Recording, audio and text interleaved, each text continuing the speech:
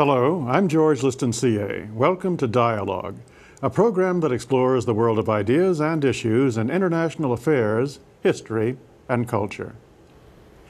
Even when traveling, the President of the United States is accompanied by the codes that can unleash America's awesome atomic weaponry. Acting as steward of this catastrophic force is the most crucial dimension of a president's executive authority. Since the outbreak of World War II, a dozen presidents have held this power, and one exercised it in the course of that war. In the 6 decades since that fateful experience, presidents have met a variety of challenges with different strategies but uniform restraint, as new sources of threat arise in the world. Understanding what they did will inform what can yet be done to keep this troubled world from nuclear disaster. My guest is James Goodby, author of At the Borderline of Armageddon: How American Presidents Managed the Atom Bomb. Jim Goodby, welcome to Dialogue. Thank you, George. Jim, let me hold up this very handsome volume, which charts, as I mentioned, 60 years of the President's stewardship of this rather extraordinary and devastating power. It also reflects 35 years of your own life at the highest level of involvement in these matters, so you're probably the best man I can think of to talk about them with us, Jim. Let's get started by looking at Harry Truman's presidency. Of course, everything began with under FDR and with Winston Churchill, but it was really Harry Truman who, as I mentioned, made the first use of this weaponry in war. He did. And then it was the principles that he espoused, Jim, which I'd like to get you to comment on first. The principles of which, for example, civilian control of atomic energy and presidential control of nuclear weapons. How would you characterize them, and how important have they been as guides to presidents ever since? George, I think that Truman's rules, as I call them, were tremendously important because it basically established that these weapons are different from every other weapon. And I think we sometimes forget that. We call chemical weapons, for example, weapons of mass destruction. Nuclear weapons are on such a vastly larger scale than chemical weapons. There really shouldn't be any comparison. And that idea that these are tremendously devastating weapons was understood right away. I mean, in a way, we're so blessed that our people understood from the beginning that these are not weapons that you can use casually. And Truman understood that, especially, of course, after he unleashed those nuclear weapons and saw the results in Hiroshima and Nagasaki, 2 major Japanese cities leveled with a single bomb. He decided at that point that these are weapons that only presidents should be authorized to release for use. He decided that these were weapons that ought to be sequestered, that they should be kept very carefully under control. He had a number of ideas also about controlling nuclear weapons, and he was the one that authorized a negotiation with the Soviet Union. Then at the beginning period of the Cold War, then obviously becoming a major adversary, and yet Truman said these weapons must be put under limits if we can possibly do that. So he authorized that negotiation. As you spoke, Jim, I was reminded, and I'm sure our viewers are, as how those principles have endured, that very essential fact that these are of a different character than almost anything else we have. And the obvious other point that's made here, in that they have to be kept in the president's, under the president's authority, not the military's. Correct, yes, that's right. In the next administration, Eisenhower, he made some apparent changes in that, but I think they were more apparent than real, in the sense that he wanted the deterrent effect of nuclear weapons to be fully felt by the Soviet Union. And so he made a speech and said many times that these are weapons that are as usable as any other munition. Well, of course, they were not as usable as any other munition, and he didn't use them ever. But he wanted them to have a deterrent effect, and so he also dispersed some of these nuclear weapons to troops. Again, however, they were under very tight presidential control. It's very interesting that tight presidential control under Eisenhower, this time a military man himself. And in the book, Jim, I was struck by your characterization of him as someone who was absolutely horrified by the prospect of nuclear war. Yes, that's right. He was one that felt that once nuclear weapons were released, it was going to be Armageddon, to use the word.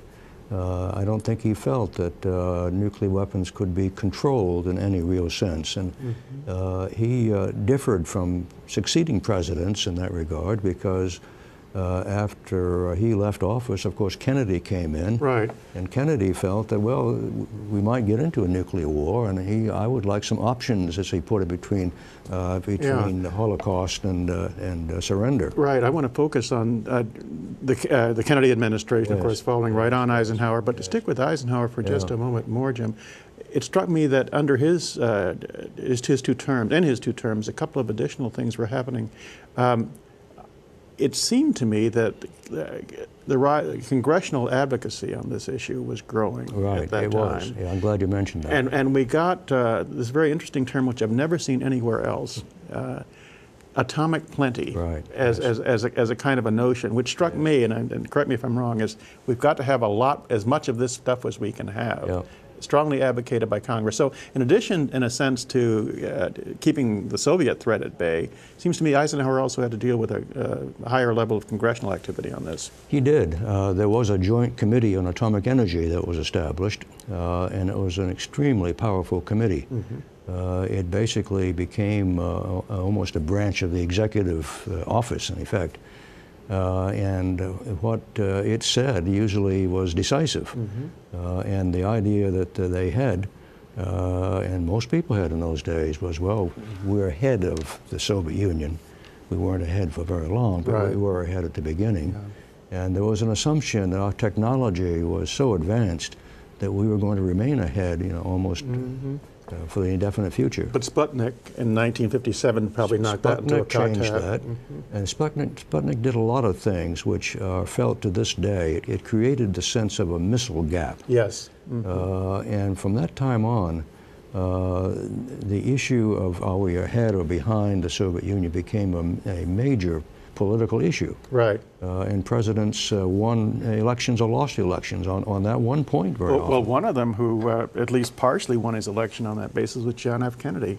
That's correct. Who argued that there was a missile gap until he got into office and said, well, maybe there isn't one. There wasn't one, that's right. But the interesting thing, and you alluded to this a moment before, Jim, about John Kennedy's presidency and his look at this, is that he was, and you characterize him as a pessimist on these issues. I do, yes. As opposed to Eisenhower's more optimistic view.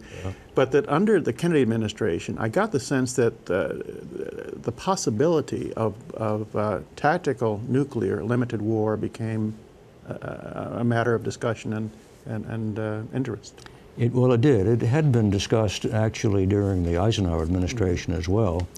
But Kennedy was a man that wanted options. He wanted options that would primarily be in the conventional sphere, because he felt that he needed to build up conventional strength. But he also was interested in the battlefield use of tactical nuclear weapons, and authorized a buildup, which eventually in Europe came to about 7,000 of these weapons. And, you could imagine what a war involving 7,000 even small weapons being on the size of the Hiroshima Nagasaki type, by the way.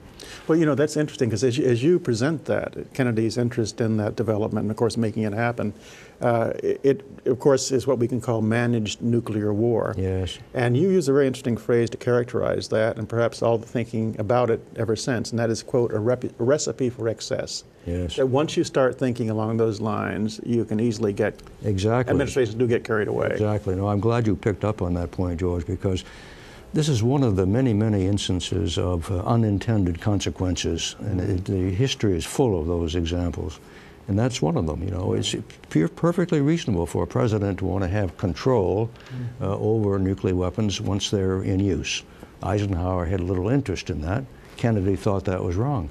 Well, that was the beginning of the theory that you can actually have a protracted nuclear war, that is to say, a nuclear war that proceeds in stages over a very long period of time.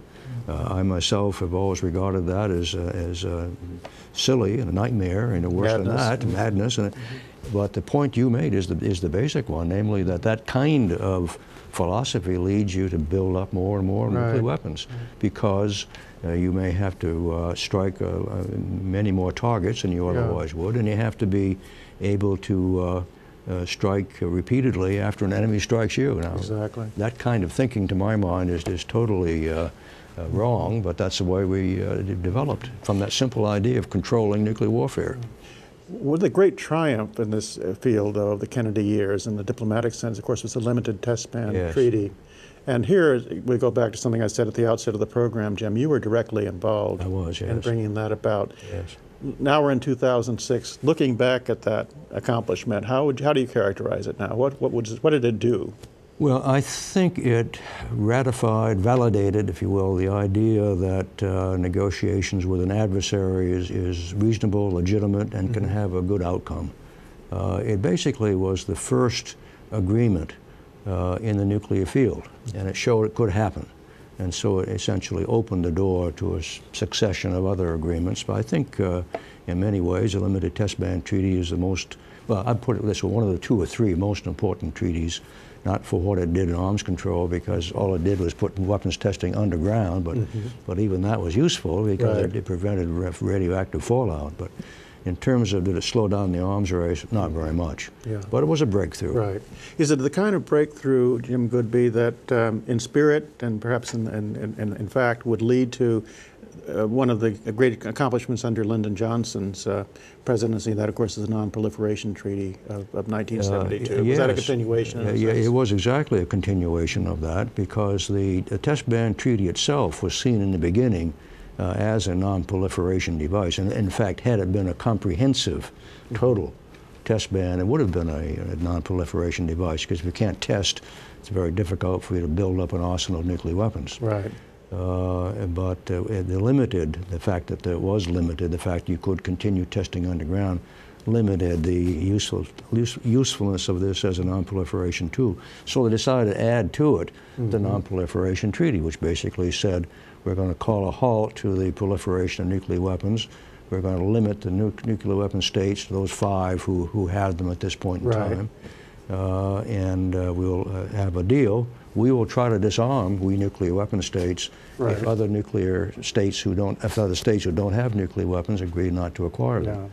That was a basic bargain, plus the deal that we would offer these countries who did not have nuclear weapons assistance in building nuclear power plants. And that became a nightmare of its own in a way, because we're faced with that problem now in Iran, you see. You know, I was deeply struck by your description of the Nixon years, which was effectively a partnership of Richard Nixon and Henry Kissinger in what was done here. And the phrase I picked up from that, Jim, among many, though this one I wanted to bring to your attention, was, as I understood it, Richard Nixon's pursuit of atomic energy or atomic weaponry negotiations as part of a connected policy objective, that they would make linkages. And of course, we saw SALT I, and we would see the ABM treaty under their mandate. How did that work?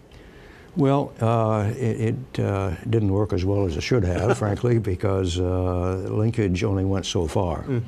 And I think what Kissinger started out thinking was that he would be able to extract concessions in fields outside of the nuclear weapons sphere, and that wasn't possible. But what he did try to do was advocate a series of agreements that didn't do very much in terms of reductions. In fact, didn't do anything at all, really, but it did put a cap on the numbers of nuclear weapons at a very high level. But nonetheless, it was a beginning. The most important thing I could think that he and Kissinger and Nixon did was the Ballistic Missile Defense Treaty, ABM Treaty, which lasted for 30 years. 2002, didn't it? Until 2002, when it was abrogated by our President Bush.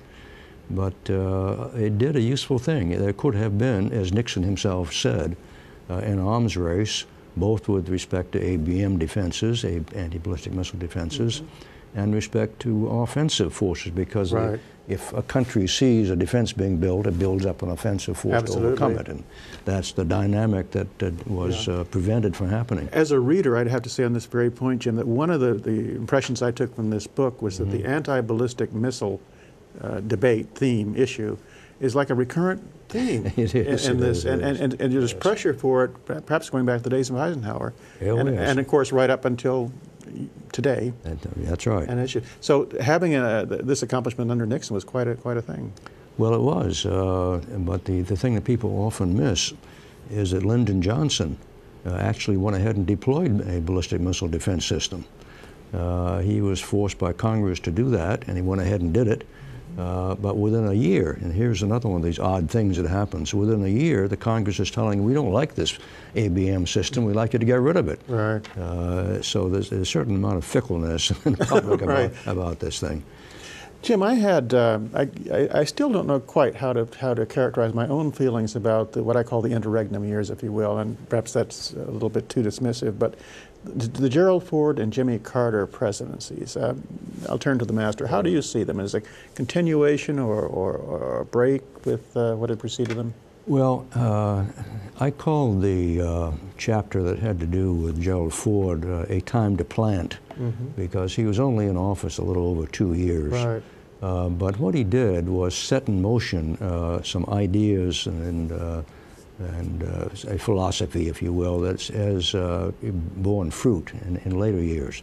Incidentally, his Secretary of Defense, you may remember, was Donald Rumsfeld, Absolutely. who was the Secretary of Defense today. Right.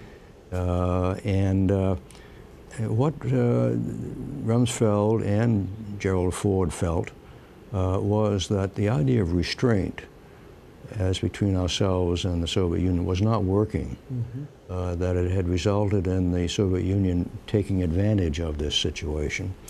And they felt that we should do much more to build up our own nuclear forces. Right. That was an idea that, of course, that Ronald Reagan bought into.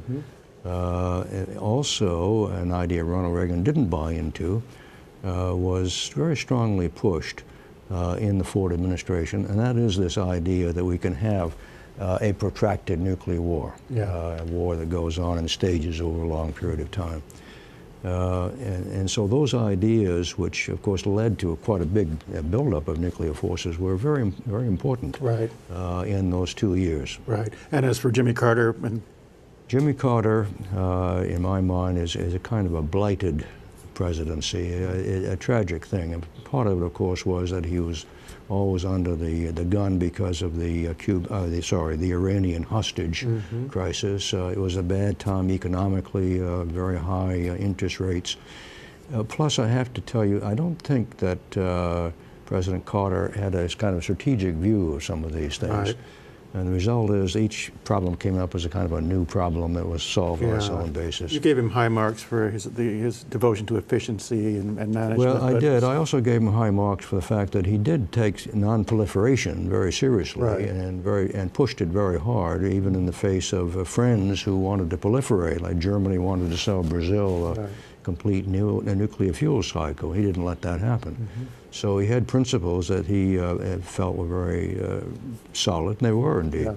Sometimes those principles, I have to say, got in the way of effective policy.